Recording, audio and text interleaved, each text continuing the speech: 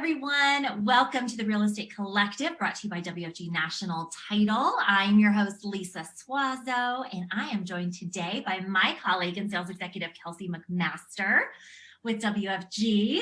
So the Collective, as you guys know, is a show that highlights experts, influencers, and authorities in the real estate space. And we believe in the power of the collective and that we can all be better and think bigger together. So today we are thrilled to have our guest, who is the incredible Natalie Davis. So, hello, everyone. Thanks for having me. First and foremost, before we get started, I'm excited to be here. Well, we are thrilled to have you, Natalie. So I'm going to do a little quick little bio piece, and then we'll get into all of this much more in our conversation. But you guys, Natalie is the founder of Pink Realty Evolution Group here in Colorado, and she has a passion to lead and serve, which we will be talking about a lot more. She has held numerous roles at the local, state, and national level in real estate, and I know that she's really, really committed to the progression of the industry, which we'll talk about more as well. So, Natalie, thrilled to have you. Thank you. Thank you. So happy to be here. Good. Yay. Well, we always love to do this with our guests. We want to let everybody know a little bit more about you. So can you just tell us your story? What brought you into the real estate space? Oh my gosh, great. How much time do we have? Like, if you want to hear an hour's worth. So I have actually been in real estate. This is my 11th year in the business now, and had no idea at the time when I was getting my license that I would be as involved in our industry as I am. I actually started out in real estate because my husband and I moved to Colorado and we were interested in investing in real estate. We lived in Fort Collins at the time, and it's a college community and a great place to invest, a great place to live. And I thought, now is a wonderful time for us to start investing in real estate. And he said, well, if that's what you want to do, you're going to need to get your license to do that. And I was like, okay, well, I'll get my license then. Sure. Seems like a good fit. So fast forward 11 years, here I am. So what started out as just what would have been, I think, a hobby is what he thought it was going to be for me is, it was here, if you're going to do this hobby, wonderful. Just be licensed when you're doing it. And it makes complete sense. Or at least have a licensed partner on your team if you are investing in real estate. But really, I was interested in the fix and flip and basically buy and hold model for real estate. I grew up, both of my mom and my dad invested in real estate my entire childhood, and they were able to create a substantial passive income through real estate. But that also came with a lot of headache and heartache.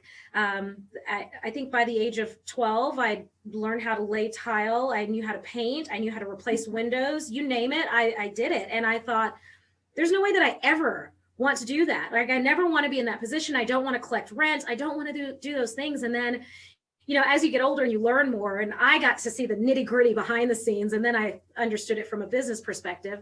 And I thought, you know what, this is something that I'm passionate about. It's kind of something that I grew up around. I'm comfortable with. Let me do it. And got my license. And after getting my license, had my first real estate transaction and realized the impact that agents have in the real estate transaction in serving their clients. And I was addicted at that point. And I thought, oh my gosh, I love the fact that I can do this for myself, for my family, but the ability to help others, oh my gosh, that's what's kept me going over the last 11 years. So that's kind of my story in a nutshell.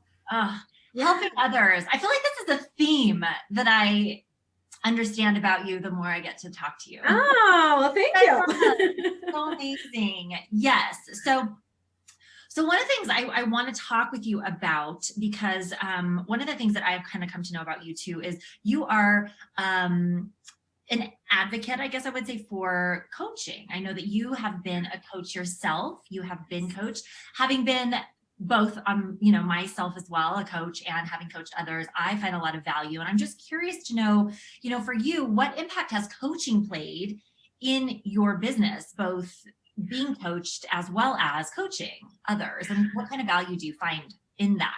Yeah, wonderful question. So you're absolutely correct. I actually have my personal coaching session with my coach here later today.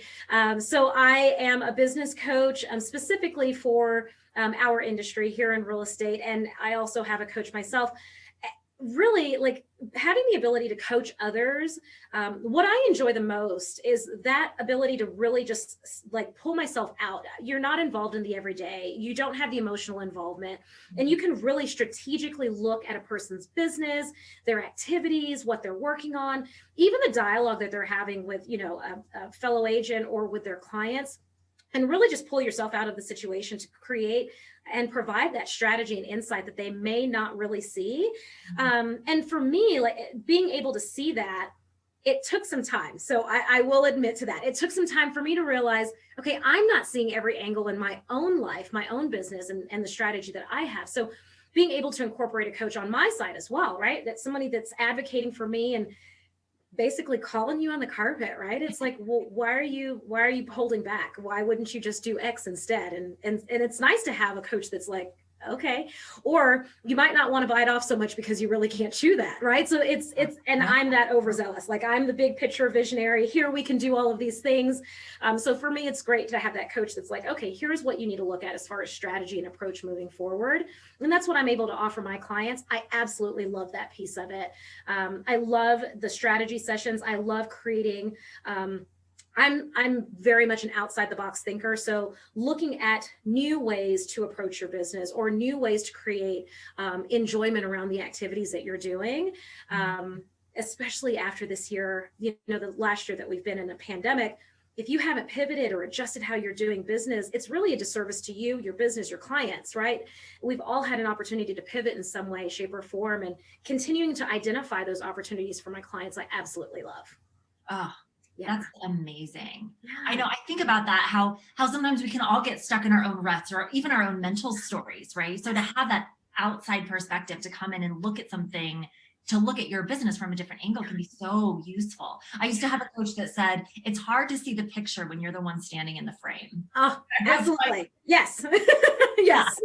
Exactly. Yes. Yes. So I love that. I absolutely love that. And the accountability piece of that, and it's really cool that you recognize that you also needed that. Absolutely. Absolutely. I'd love to say that I'm exempt from it, right? Like, oh no, I am a coach. I don't need to be coached. Yeah, I'm lying to myself if I say that, right? So, yeah, absolutely. And the accountability, like you said, Kelsey, if it's, you're jumping onto a call and it's like, okay, did you knock out X, Y, and Z that you committed to doing? Not only are you letting yourself down for the commitment that you made to yourself, now you're letting somebody else down that, in reality, you're paying them to be there for you. But there's still that accountability piece. Like I'm paying them to be there for me, but I still need them to, hold my feet to the fire. If I'm committing to doing these things, I need to make sure that I'm getting them done. And and for me, it helps in just my growth and how much I'm able to do and continue to give back and build and grow. Mm-hmm.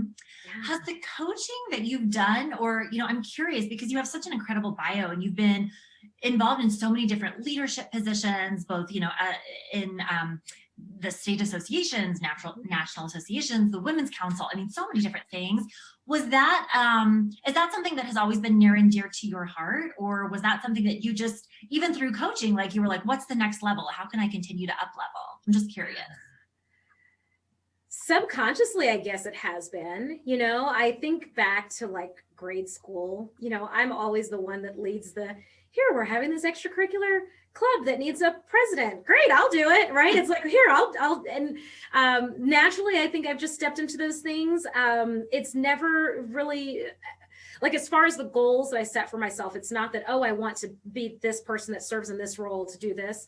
The way that I look at it, or that I have looked at it in the past, is I have a certain level of skills, right, and experience that I bring to the table. There are going to be certain scenarios where there's value and I can bring value and add to whatever that may be, organization, association, what have you, and others where it's not. And so I've just grown to accept I am who I am and I can only bring who I am to the table. So if there's an opportunity for me to serve and continue to move the initiative or the focus forward, I'm absolutely happy to do so. Otherwise, I'm happy to plug in wherever I'm needed. And that's kind of what I say, when serving with these organizations, I say, okay, where do you need me? is it a good fit for as far as what I know my knowledge level to be and things of that nature? And then is it something that I'm passionate about, right? So it may be something that I'm skilled enough to do, but am I passionate about it? Because if I'm not passionate about it, I probably am not going to enjoy it. And if I'm not enjoying it, then I'm not going to do it well. So I typically say no to those. But for the most part, like if I feel like it's a good fit and I have the experience and knowledge base to bring to the table, I'm all about it. So I think that answered your question. I think yes. Okay. Love it. Love it. Yeah. Such a great way to frame it too. Like if you don't, it's a skill set thing, but also you want to love it, because if you don't love it, you're not going to probably do it that well. You're not going to enjoy it. That's a Dale Carnegie quote, actually, right? It's something like that. Like it's very rare that you see successful people that are not having fun or enjoying what they're doing or something like that. So that's something that I take to heart. I know I butchered that quote. It's a Dale Carnegie quote. Go Google it. You'll see it. Dale Carnegie. Yeah, I love it. So, I mean, exactly. The intention from the quote came through, so that's okay. Yes, it's you guys get it. Okay, Awesome. So we'll circle back to leadership. I'm going to have Kelsey take that, but before we do, I also wanted to talk about. I know that one of your passions, we'll call it, is just really the professionalism of the industry and raising that level of professionalism. So I'm wondering if you can just share with our audience, what does that mean exactly, and why is that your charge and so important to you? Yeah, such a great question. I feel that we have so much talent in our industry. I mean, you guys know, you get to meet more of our peers than I do. But everyone that I come across, like you just have these life lessons and incredible amount of knowledge that enters into our industry that I think is sometimes taken for granted. Like people, the general public probably doesn't pay attention to the amount of knowledge and expertise that an agent actually has, that a real estate agent actually has. With that, I think there is opportunity for us to grow, because I think that there are some of us that are in the industry that don't necessarily also own that entire charge of what it means to be an agent, to be an advocate for the consumer, right? I mean, we have a tremendous responsibility on our shoulders in protecting private property rights and advocating for our clients, right? And there's a tremendous amount of opportunity or responsibility that comes with that. And with that, I think there's professionalism on various scales. It's how are we learning? How are we adjusting? How are we adapting? How are we serving and protecting, right? I mean, when we can't just continue with status quo. So for me, when I think about raising the level of professionalism, it's across the board, right? It's in our business, it's our business practice. It comes down to advocacy, your relationship with your elected officials. What are we looking at as far as policy changes that could impact how we buy, sell, invest in real estate? Those pieces, like if you don't continue to stay on top of those, or at least trust and find advisors that will keep you informed of those things, then we're really doing a disservice to our clients and to our industry. This is kind of where the coaching piece comes in for me, right? Like I feel that by being a business coach for agents across the nation, I'm able to help them continue to see how they can take their business to the next level. And that looks different for every single coaching client that I have, right? I have clients that have been in the business for 20 plus years. They're really looking at a 5-year exit strategy. I have clients that have been in the business for 6 months and they don't know how to get it up and running and off the ground, right? And then those that want to be a leader, they want to build a team, they want to build a brokerage. Like there's a different level of expertise that comes with all of those and in every chapter. And so being able to identify that and actually take action on it. Like that's what I think is really important for us as an industry. So that's kind of part of my charge. It's why I coach. It's why I volunteer, right? I want to have that connection with our industry so that I understand what's happening. And again, how can I assist? And maybe my assistance is simply just delivering the message and continuing to share with others. Like this is what's going on right now. Here are some bills that you might need to be aware of. And that's the level that I serve at. But I think all of those things combined really help us in continuing to raise the level of professionalism in our industry. The other side piece that we haven't touched on, but something that I am also passionate about is also in content creation. Maybe I'm not passionate about it. I really enjoy it. Because again, in my own journey, you come across books and authors and TED Talks and whatever, however you're feeding yourself. And there are not a lot of elements in the business industry that people have taken an opportunity to really do an overlay in how it impacts real estate. So having an opportunity to create content that surrounds that, right? Like, and specifically right now, I'm working on with another agent that's in Northern Colorado, content for leadership. So leadership training and looking at a holistic approach of leadership within real estate. I think those are things that we haven't touched on yet. And we really want to make sure that we're not, our industry, when we're looking at the business community, is not left behind, because in reality, real estate is like one of the driving industries within our community. So that's a very long answer to your question, but when you're looking at professionalism, I think it's on various levels, and that's how I plug that in for myself and for my clients. Yeah. I love that. And I think one of the things that I just like that stood out to me too about this, and I think that this is something that could be so useful to every single real estate professional, everyone watching, is this almost that mantra that it seems like you approach leadership from, working with your clients. It's just, how can I serve? Yes. Like, how can I serve? Like, in this role that I'm in right now, how can I serve? Right. And even taking that, like you said, almost like distilling or curating all of this information that you're gleaning in your role to be able to deliver it to the client, the leadership, the whomever could really benefit from it. Like, that is a form of service as well. I absolutely believe. Yeah. That's amazing. Thank you. Thank you.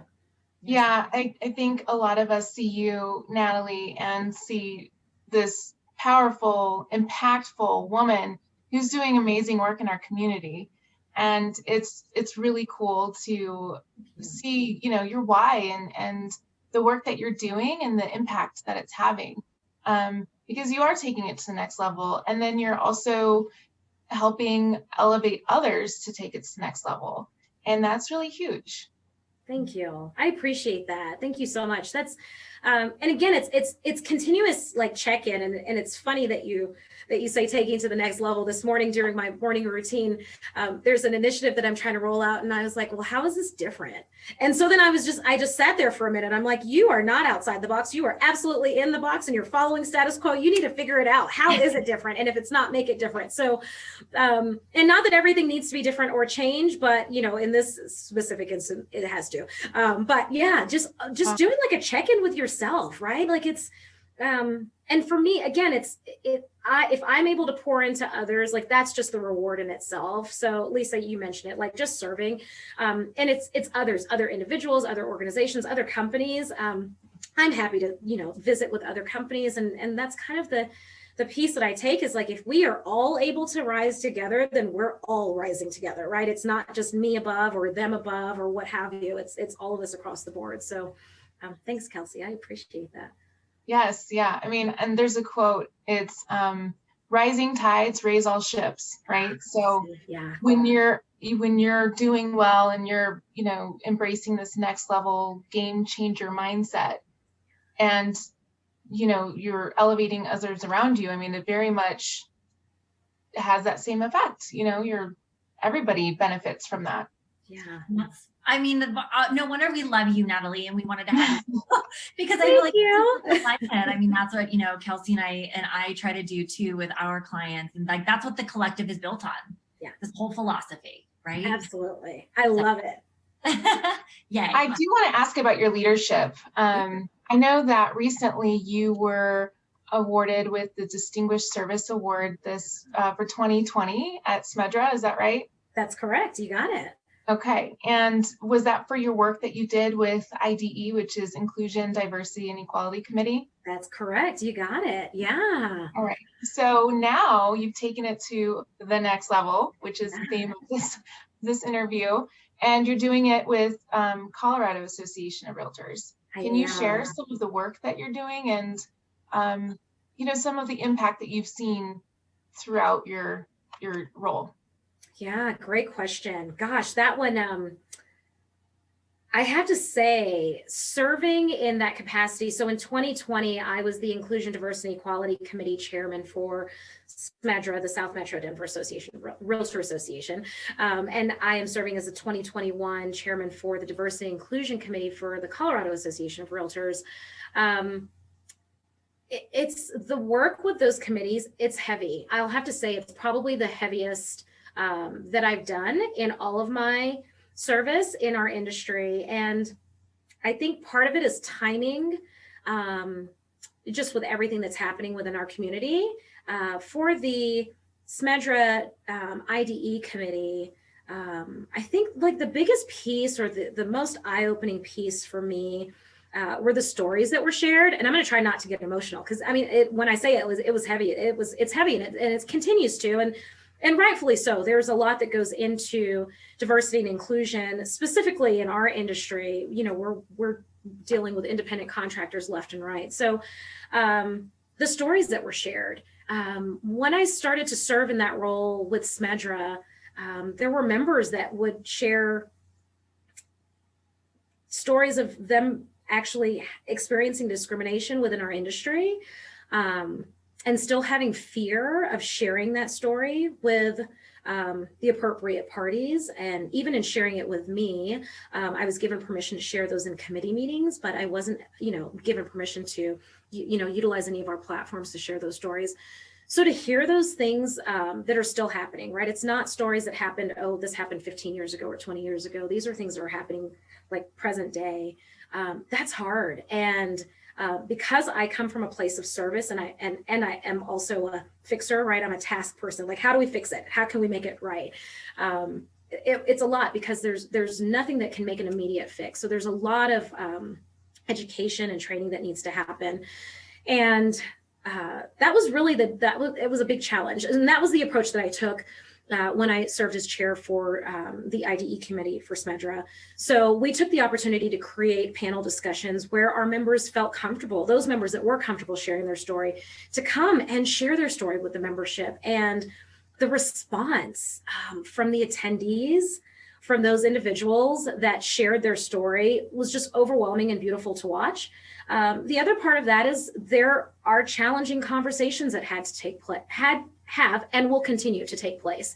And what I'm most proud of as a realtor specifically is the fact that those hard and challenging conversations are taking place, and the members are able to do so from a place of respect for the other person, and either come away with a better understanding, or just having the opportunity to agree to disagree and not see eye to eye. But that it's hard to create a space for that.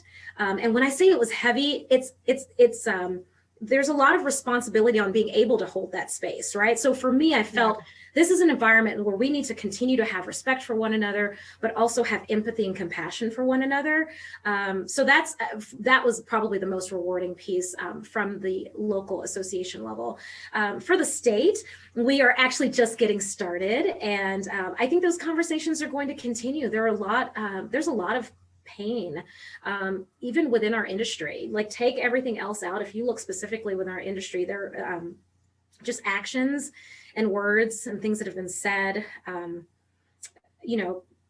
culture that has been created and seems or deemed as acceptable, that it's not 100% amazing right now, but I feel that we're moving in the right direction. So the second part of your question, in terms of what are we working on, more education, right? So we're looking at continuing the opportunity for our members to learn. And what's great about doing that from the Colorado Association of Realtors is that can happen statewide, right? So now we're offering education opportunities for the entire state. We're working on putting together a Fair Housing Summit, a statewide fair housing summit for Fair Housing Month, which is in April. Again, virtual, because we're not sure where we'll be, but this virtual platform has given us an opportunity to expand our reach and have more engagement and buy-in from our membership. And also, I think another big undertaking that we're taking at the state level is creating a toolkit for all of our local associations. So, we represent the entire state of Colorado. Not every association is the size of SMDRA or DMAR, our larger associations. There are some associations in our state that have one or two staff people, or one part-time staff person, right, that's managing everything. And so, because diversity and inclusion is a really important topic, and now a requirement from NAR that every association incorporate into their business model, we thought that it would be of value to create a toolkit. So basically a plug and play. So that's something that we're hoping to roll out here in the next quarter. My goal is next quarter, we'll see what comes together with the committee, but That piece of it is really exciting. And another great piece, and we can move on after, is at the state level, we're now partnering with our Government Affairs Committee. So we're working on advocacy initiatives. So when we talk about advocacy, again, what's your relationship with your elected officials? Now we're bringing forward to our elected officials, we need financial literacy education. We can't continue the way that we're doing business or, building our communities if we don't have financial literacy and equip the client to make decisions, especially those underserved communities. So we're really excited about the advocacy piece. So yeah. That's great. Yeah. So when you're addressing some of these issues, what do you, because IDE isn't just about discrimination, racism, it's about anybody so like, being physically handicapped or different abled people, or, sexism, other isms, right? So can you share a little bit of what that encompasses? Yeah, absolutely. So really our focus is on all of the protected classes, right? So not just those identities that are easily identified to the eye, right? It's not just I'm a Black female, right? So it's not just that you can clearly see. We're looking at, and some of the stories that were shared, members of the LGBTQ community, members that have a disability or have clients that have disabilities that they were, just treated unfairly. When you talk about women, we, partner with Women's Council. You guys mentioned Women's Council. Some of the advocacy initiatives you don't think about, right? As far as women that need advocacy in certain areas, but the reality that there's still discrimination happening within that arena is completely present today as we see it. Veterans is another group that we always also work to protect. We don't think about the veterans, and I'm going to take a moment and just step on a soapbox, because the one thing that we see, especially the thing that we have control over in our industry, and kind of something that I take to heart, is that realtors have the opportunity to weave the fabric of our community, right? Like I feel that we have absolute control and capability of doing that. So with that, it is also our responsibility in accepting and understanding and owning that. So when we look at our veterans, and we have veteran financing that comes through, they've worked and served our country to have that benefit. And I think that it's a benefit that they should absolutely utilize. But so often we hear agents that, will advise their clients not to accept an offer because it's VA financing. It's discrimination against our veterans, right? So we see it throughout transactions. We see it within our industry among peers, just far as, and it may not just be blatant discrimination. Sometimes it's just biases, but this is why we think it's so important for education. With the proper education, statements like that are not made, right? The derogatory statements that members shared with me, those are not made, right? You just have to create this culture where there's understanding, there's empathy, and people have an appreciation and respect for people that have differences. And the reality is, like the three of us as women that sit on this call, we all have differences, right? And I will acknowledge and appreciate your differences. And I hope that you guys acknowledge and appreciate and respect my differences. And then we could just continue to move forward by building each other up instead of tearing each other down. So I love that. I think the safe space that you've created in order to address some of those tough topics. It is. It's uncomfortable to talk about some of these issues that people face and how to solve those problems. So I think maybe now that, you guys are doing this sort of work and there's more education being had. I know SMDRA is doing a book club with IDE and doing education that way, which is a really cool way to address some of this stuff. It's, I think, going to open up a lot more dialogue to be had where people can ask questions and not feel uncomfortable asking questions they don't know in order to learn and glean insight, and having that safe space to come together. That's really huge. So thank you for the work you're doing. I know, I'm really excited about it. That's kind of the piece that gets me excited is, and I've witnessed it. I've witnessed conversation, pre-pandemic, when we could actually sit and see, have conversations with people after events, but I've witnessed, the conversations of, I had no idea that that's what it's like to be a person of color that practices real estate in the Denver metro area. And so just from that state of being inquisitive, right? For me to see that member approach someone else to say, I had no idea, but I want to learn. Like, I need to understand, what can I do? And what is the role that I play in that, right? Like, what does that look like? I think that's how we continue to make progress. Also, Kelsey, on like creating that space, especially at the state level, we continue to have the conversation. When we're creating that space for us to have that open dialogue, it is truly that open dialogue. So if you do have biases of some sort, we want to hear that, right? Like, we want to hear that position. It's not just hearing a position that's PC or seen to be socially acceptable. We want to hear all of the perspectives, because we cannot get a thorough understanding unless we have a thorough understanding. So it's challenging, it's hard, but I think it's necessary. Something that, I think this next generation, I have a teenager, and I have to say, this next generation that's coming up, they're not fans of sweeping things under the rug.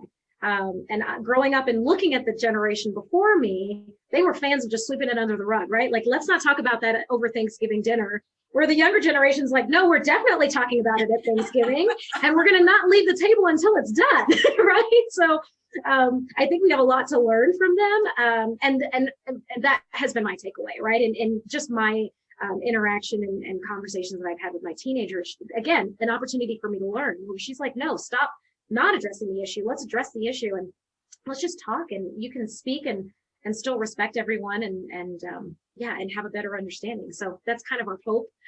That's our goal. That's our focus moving forward. I can't wait to see some of these initiatives too that you're like rolling out. I mean, this is really exciting, I think, and like you said, so necessary. So thank you. Thank you. Yeah, absolutely. Well, all right, ladies, I don't want to take too much more of your time, so I want to kind of start to close this up. But I will say that what I would love to do, just to close it, this is a little bit of a kind of left field, Natalie, but hopefully it'll be fine for you. I'm game. Let's do it. I know you are a fan of the nuggets. I think you have your your ninja nuggets. I do have ninja nuggets. Yes.